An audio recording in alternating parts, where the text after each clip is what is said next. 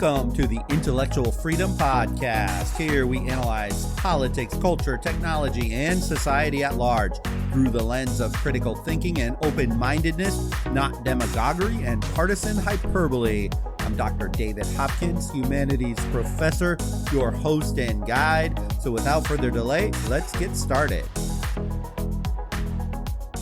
I was listening to the Joe Rogan Experience podcast, and his guest was Kanye West the other day. Now, Kanye West is, how do I say it, a very interesting guy. There are not many like him out there. He's been a rapper, a producer, a fashion icon, bad boy, turned Christian. He's run for president. He started a church. He's literally building an entire self-sustaining community. And I believe it's Montana, maybe Wyoming. Went tens of millions of dollars in debt. Now his net worth is over $1 billion. He's married to Kim Kardashian. He's even been put in a psych ward for schizophrenia or bipolar. Can't remember which one he said, but the guy, whether you like him or not, he is not your run-of-the-mill person. When listening to him in an extended podcast, which ran nearly 3 hours, he is really hard to follow. He just goes off on tangents very frequently, but he made one statement that really just stuck with me hard when I was listening to him. He said this. He said that money was created by the powerful to control the masses. I found the statement incredibly interesting. Money was created by the powerful to control the masses. It's such an interesting concept. Now, in our modern world, obviously, those that have money wield it, and they use it to gain access to the powerful and to make sure they maintain their status. I mean, really, we all know this. It's pretty much accepted and known without debate. We just sort of expect those that reach that multimillionaire or billionaire status that they will use that wealth every now and again, at least, to exert their influence. I'm not interested in the money gets power, power gets money narrative. This is too obvious to spend time on. We know this is true. It isn't worthy of talking about anymore. We're just going to accept that money and power, they go hand in hand. But going way back to the beginning, to a time before there was money, when the barter system was in place, the story we're all told as we grow up is that money was created to make life more efficient. It was really a pain, I'm sure, to trade a goat for a new fence or a bushel of wheat to get some cookware. What an annoyingly cumbersome process. So we're told money was created to make life easier for the entire society. It was like an altruistic gift from the government to the poor masses. A sort of benevolent favor to help the masses live better and more efficiently. A gift for society so everyone could just live a little bit easier. Is this true, though, in practice? We just sort of take it for granted that, yes, it must be true.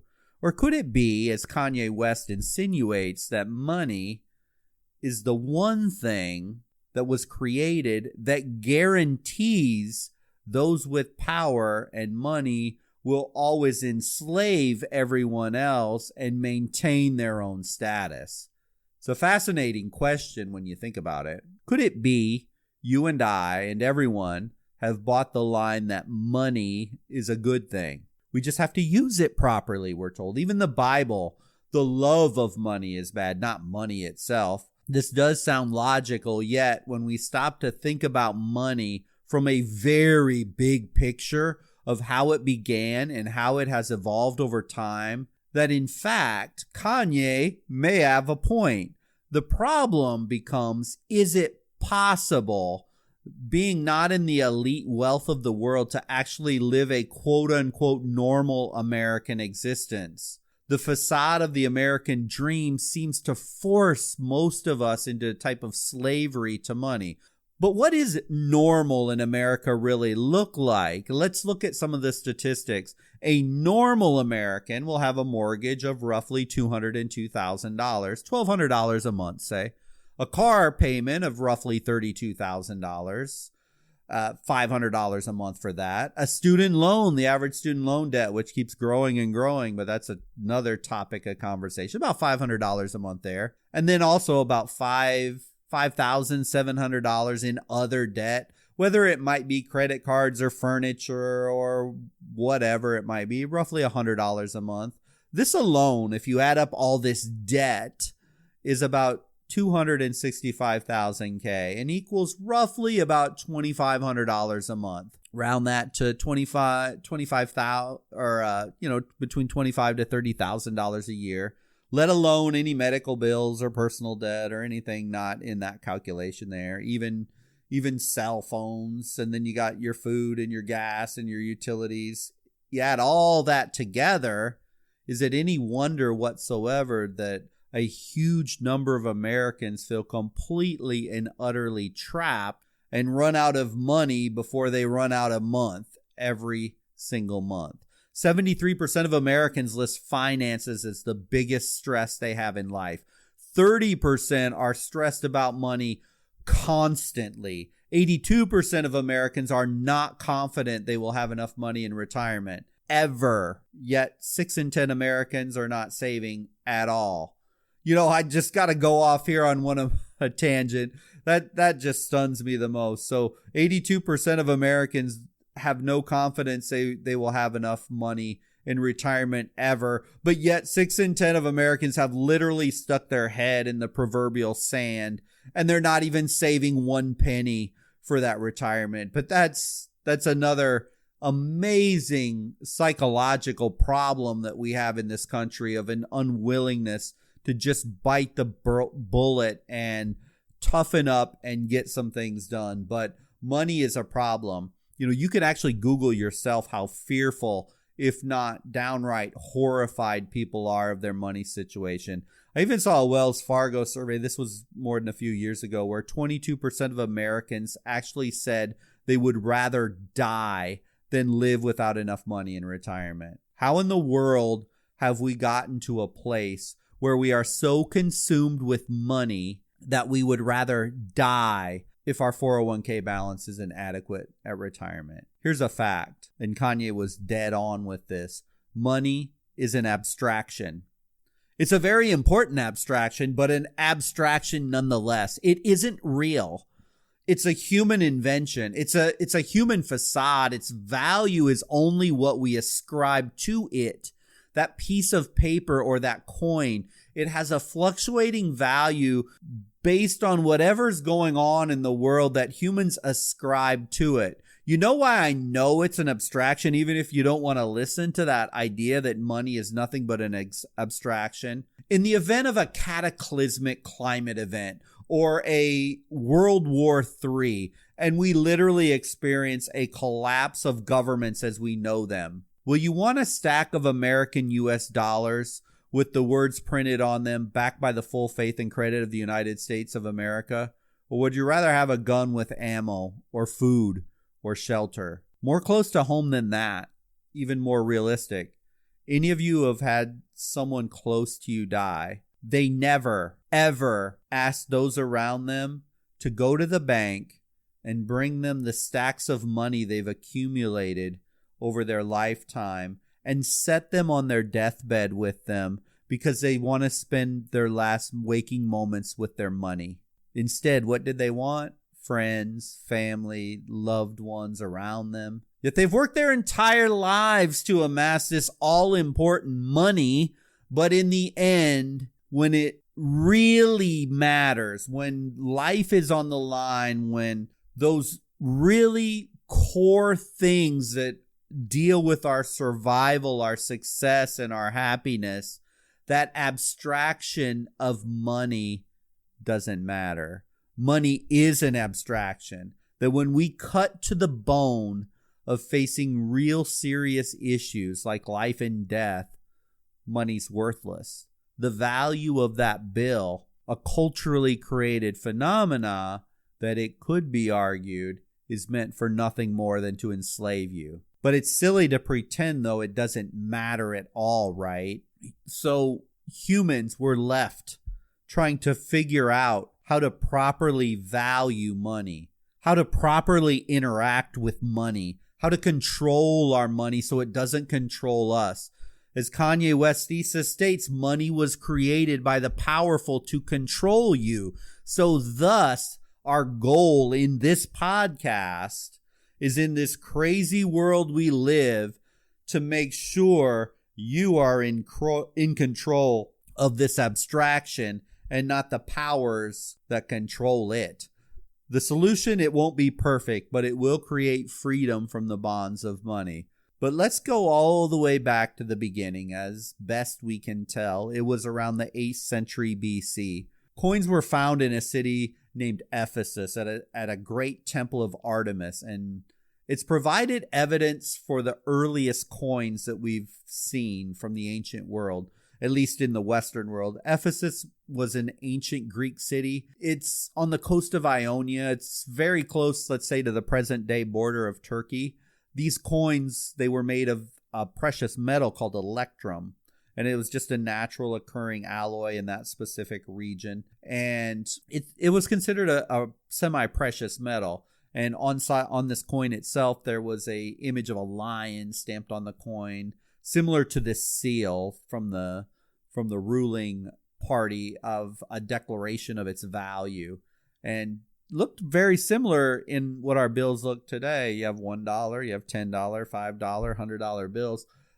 These directly preceded ancient classical Greek coins, and then the Romans copied that. And then once the Romans had made these coins, it pretty much spread eventually across the entire globe, and they were always made in precious, semi-precious alloys, gold, silver, or metal. And then eventually we transitioned to paper money. But that's just the history of how it started. We're back to 800 years before Christ is what we're talking about. But back to the thesis of why do we have money? That barter system that was being used in the 8th century, it was inefficient. There's no doubt about that. That is just an obvious fact. Something unfathomable in a complex urban industrial civilization we live in would be the barter system. It's just not practical. So one thing for sure, it is efficiency. Yet, would it not also stand to reason? One way to obtain more power, more domination, more wealth for the ruling classes would be to create a new set of rules to the game, which could exponentially create more and more wealth while still maintaining the exact same physical things. So let's say in the barter system, a very wealthy person was blessed with land. And on this land, he had, let's just say 1,000 head of cattle. He's considered incredibly wealthy in the community, and he can pretty much get what he wants whenever he needs it, and because he has a huge number of land and cattle to barter with. But yet, this is in essence limited by, number one, the land that he owned, which is finite. As we know, they're not making any more land. The land mass on the planet Earth is the land mass on the planet Earth. And then number two, cattle, where only X amount of cattle can be sustained on a fixed amount of land. As any farmer or cattle rancher would know, if they have X acres of land, they can probably raise effectively X head of cattle. But theoretically, he could increase substantially his wealth with a coin that randomly ascribes each coin a value, as long as the masses in society at large agree to this transference of value from something real and tangible, like a head of cattle, to a piece of metal. The wealthy farmer then multiplies his wealth exponentially through the efficiencies of the currency. But the poor people, they don't get that multiplier effect because they don't own as much to begin with. In America, we have a simplified, I don't want to call it a simple process, but it's rather straightforward when you break it down to the basics. There's this process of money circulation, and it works kind of like this. The Department of Treasury prints money. They then circulate that money to the Federal Reserve banks. These are our depository institutions such as Bank of America, Citibank, Wells Fargo, they buy that money and then they turn around and distribute it to their customers. Some of their customers are huge, like, say, Facebook or Ford or GE or John Deere or Google, all the way down to the little guys like you and I. In the beginning, you can imagine a similar process where money created by the government is circulated through the very wealthy, then to the intermediaries, and then all the way down to the little people. Of course, at each step, the cost rises, the value decreases, and those at the top control and have priority over those at the bottom. Another current example for you, that current 5-year T-bill rate. Let's say it's at 0.35%, but a 5-year car loan, for those of you that want to go out and buy it, let's say it's around 4.9%. Yeah, there are better deals here and there, but this is just an average. But look at that huge spread. The people who borrowed the money at the highest level, they get it at a much reduced rate than what you at the consumer level have to pay. That margin in between there is profit. Where did that money go? It didn't go to you or I. It went to those huge banks, huge brokerage houses, huge investment firms. So we know who makes the money, and we also know who assumes the debt. Visa can borrow money at less than 1%, but it's charging credit card holders 14%.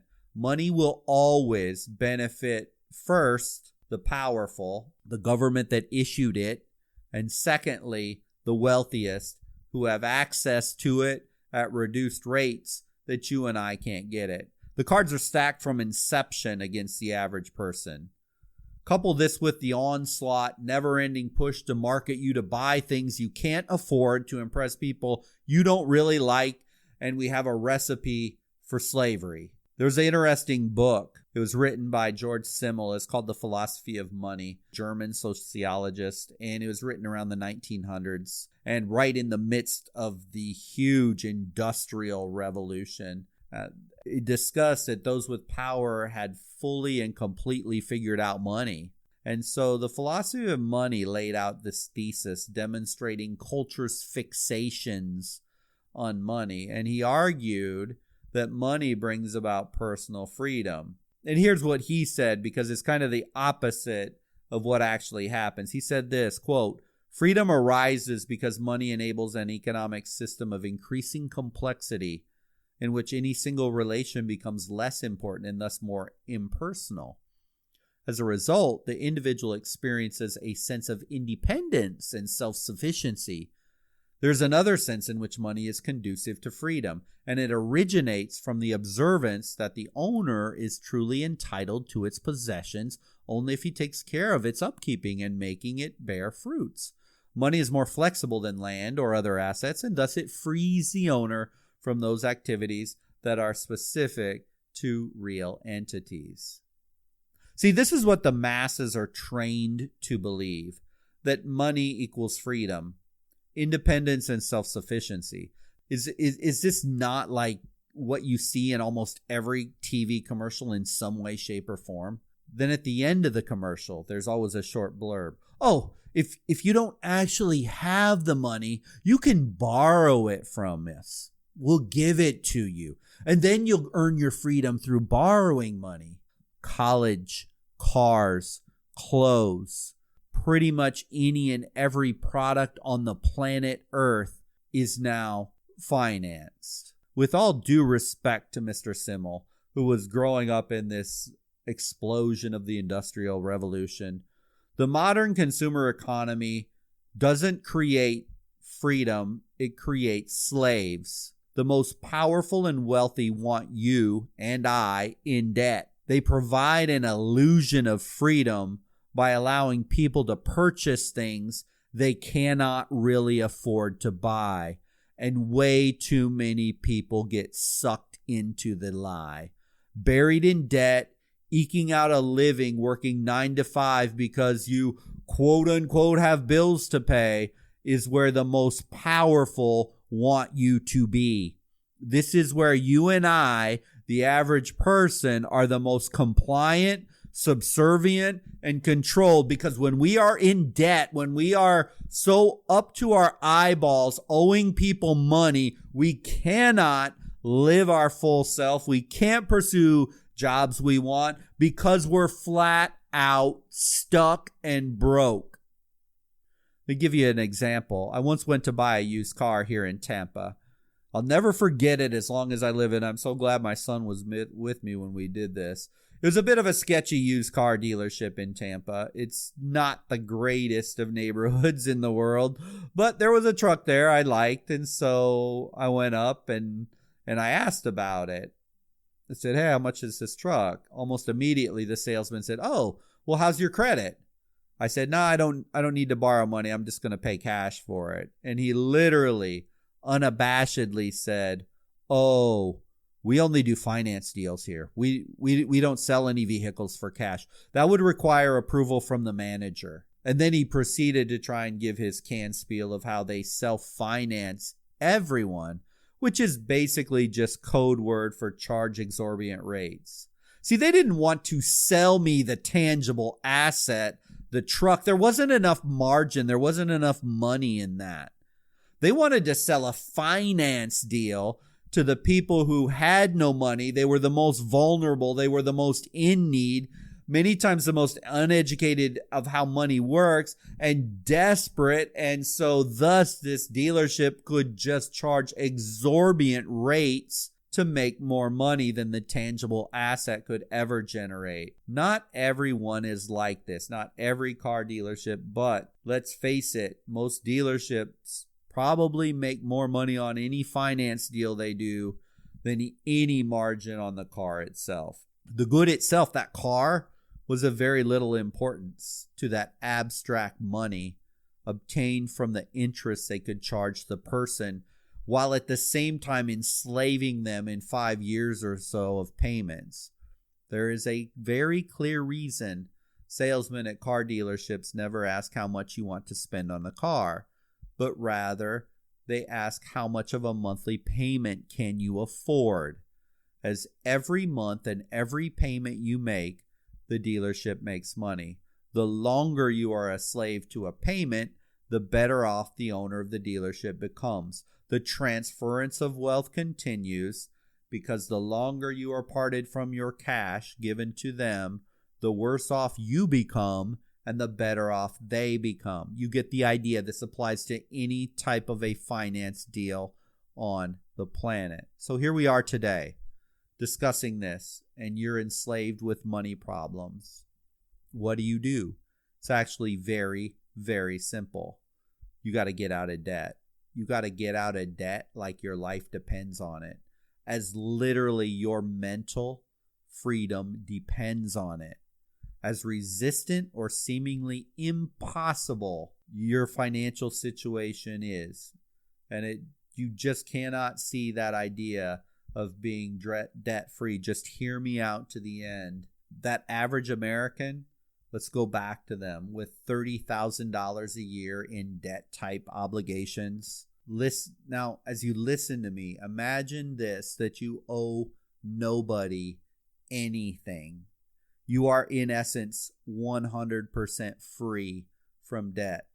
What does your life look like? Well, with none of that outflow coming out of your income, let's say maybe you spend $500 a month on food, $150 on utilities, say you have a cell phone bill at $100 a month, insurance, gas, clothes, etc., say $1,000 a month total. That's $23,000 a year to live. Now look at how much you bring in. Can you see the difference? Can you see the freedom? If you're here, can you maybe cut back on the hours you work? Could you make sure you have money for retirement? Could you take vacations and travel? Could you maybe start a new side job, or maybe even fully switch careers completely?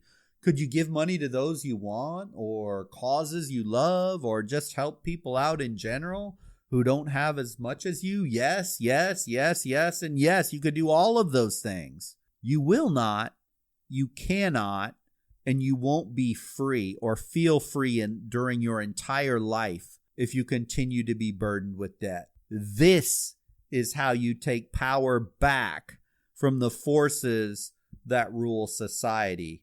I think Kanye is right. Money can make you a slave. I think Kanye is wrong, though, in that this doesn't have to be your natural state of being. In the end, it really doesn't matter if money was actually created with evil, insidious intent, as Kanye mentioned, or it was truly created for efficiency, as your history books tell you and your economics books tell you. At this point, it really doesn't matter. Humans are known to make inventions all the time, which they envision being good, but ultimately end up destructive. Let's look at atomic energy, for example. That ended up with Hiroshima and Nagasaki atomic bombs. Social media was designed to bring people together, but in many ways has ended up with some terrible negative consequences. And money may have been invented for efficiency, but ended up being corrupted and abused and enslaving people. Neither reason of why it started or what it was supposed to be matters at this point. It is what it is right now. There is only one way to be free from the trappings, the despair, the frustration, and the anxiety of money. And that's to owe none of it to anyone. Too simple, you say? I'm discarding the great value of leverage, you say? Why is it the wealthiest and most content, the less anxiety-ridden people make money and don't owe money in their personal households? If you lose your job but you have no debt, you don't stress near at the same level. You surely don't stress over house payments or car payments or student loan payments because you don't have any. Yet you want to tell me that having debt is good? See, debt equals risk. Risk equals potential loss. Potential loss equals potential fear and anxiety. Fear and anxiety equal potential for depression and a completely unfulfilled trapped life. Look, this podcast can't go into how to get you out of debt. There are much more detailed and constructive systems out there and coaches that can help you than what I can talk about in a single podcast. Your financial advisor might be able to help you with that if you have one. The internet has a bunch of great systems, some free, some you buy. Find one and start it. Really simply, I can say, don't buy what you can't afford to pay cash for, and use any extra money you can to pay off debt. Even if every week you're only throwing an extra $10, $15, $20 towards principal payments on anything, do it. Every penny. Throw it and get rid of that debt. I personally am a huge believer in the Dave Ramsey plan. Followed it for years. It's made all the difference in how I view money. But you can find other systems or ways to get out of debt. But really, if you want freedom, this is the best you can get in the world, is to live without owing anybody anything. From here, living your life becomes one of choices on your career. You choose your vacations, you're giving, you're saving for retirement, and the stress load disappears. This is freedom in our modern context. No, you don't need to sell everything, move to the Alaskan frontier, and re-enter a barter system with a tribe of Eskimos. You could if you wanted to, but you don't have to. But in the context of money, you can be free as possible in our modern world by getting yourself out of debt. Thank you for listening to the podcast today. I hope you found value. Money, money, money. We choose to be a slave or a master over it.